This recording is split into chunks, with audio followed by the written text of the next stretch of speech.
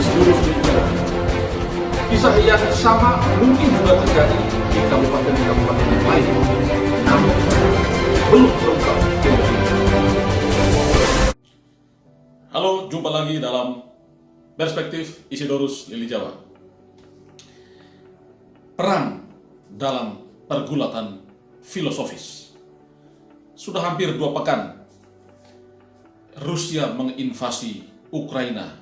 Kita menyaksikan melalui berbagai channel berita peristiwa penyerangan tersebut dan sekian banyak korban yang timbul akibat agresi militer Rusia ke Ukraina. Korban pasti berjatuhan. Kehidupan yang nyaman berubah menjadi seperti bencana dan katastrofa.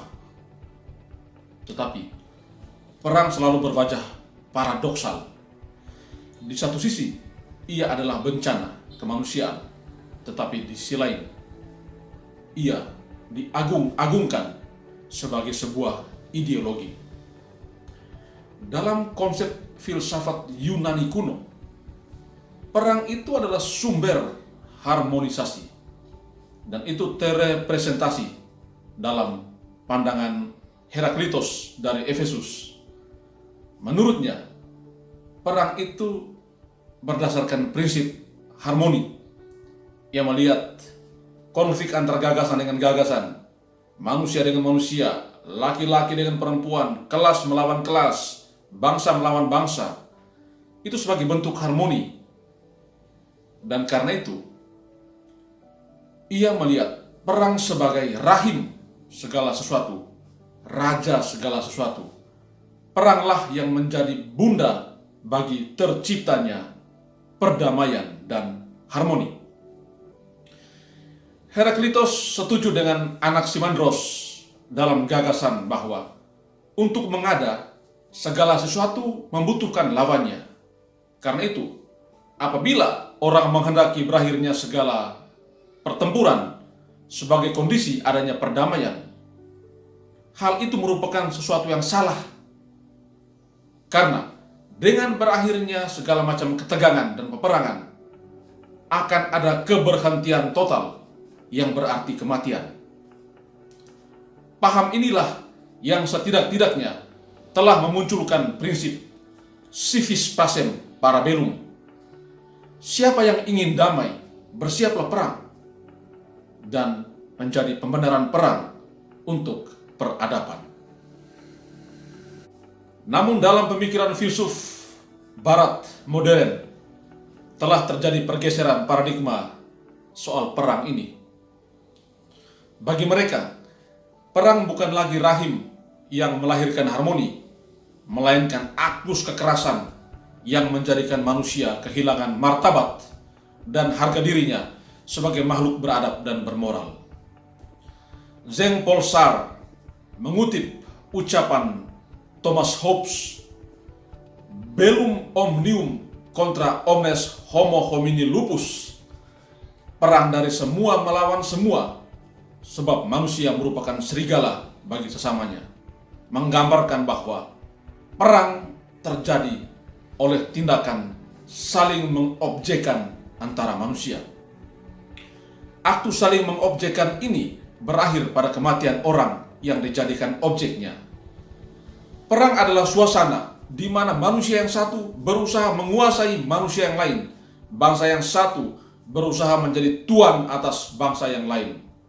Karena kedua belah pihak tidak mau dijadikan objek, maka siapa yang kuat dialah yang menang. Hukum berperang adalah hukum rimba, survival for the fittest, yang bertahan hiduplah yang unggul.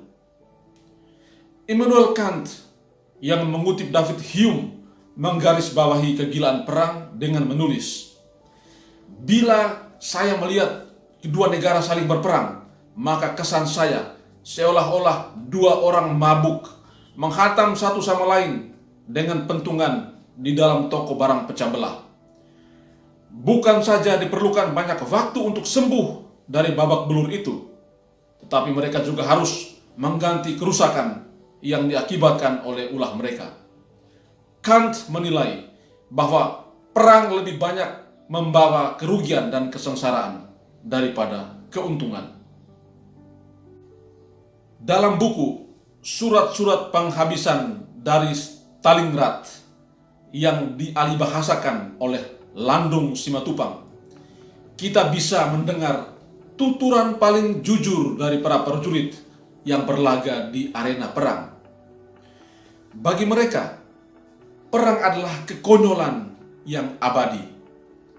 Harapan kehidupan yang semakin menipis, frustrasi, keterpisahan, dan derita yang begitu menyakitkan adalah realitas paling irasional yang pada akhirnya mengharuskan mereka bertanya, mengapa mereka berada di tempat dan di waktu peperangan itu? Realitas kebutuhan perang dan ambisi para pemimpin yang mengirim para prajurit ke medan perang adalah kekuatan yang selama ini membuat tuturan dari medan neraka perang tertutup rapi. Filsuf Prancis Emmanuel Levinas dalam bukunya Totalitas dan Tak Berhingga secara mengharukan melukiskan sifat-sifat perang yang tidak manusiawi dan tidak bermoral.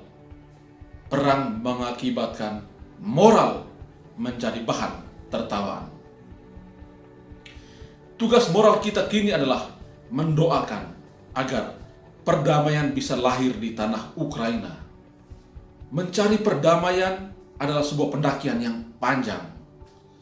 Sejarah berbagai negara di dunia membuktikan bahwa perdamaian tidak bisa dicapai dan dijamin dengan logika senjata. Mulai dari perang tombak, peluru, sampai bom nuklir sekalipun. Perdamaian itu mahal. Harus dibayar dengan kebenaran dan keadilan.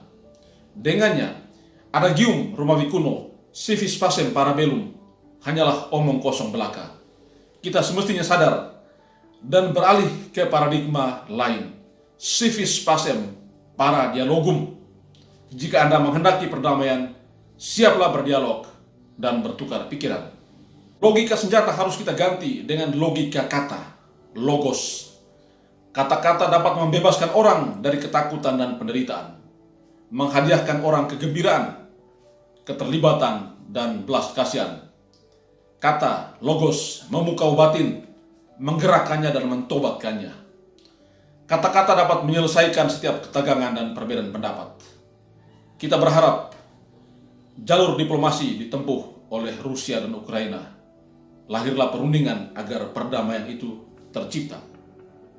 Nabi Yesaya mengingatkan kita bahwa perdamaian akan terwujud jika pedang ditempa menjadi mata bajak dan tombak-tombak menjadi pisau pemangkas, serta bangsa yang satu tidak lagi mengangkat pedang melawan bangsa yang lain. Mustafa Mahmud dalam novelnya Lelaki di Titik Nol meramalkan akan terjadinya sebuah perang dunia ketiga. Perang yang berlangsung selama 3 hari itu menghancurkan ribuan kota, merenggut berjuta-juta nyawa.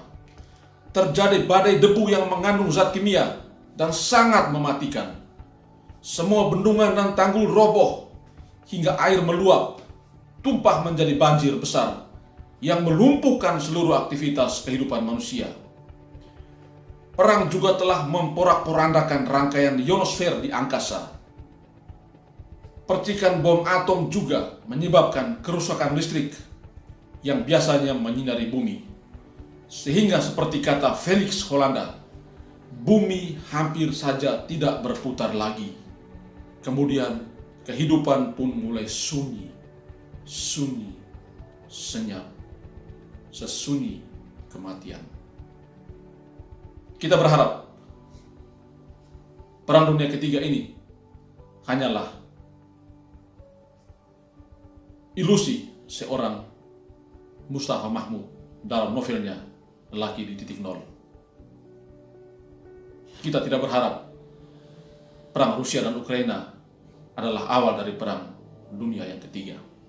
Kita berharap semoga pertikaian ini segera berakhir dan perdamaian lahir terwujud di tanah Ukraina agar kehidupan itu semakin memberikan warna-warni bagi anak-anak manusia di muka bumi ini. Terima kasih, Tuhan memberkati. Salve.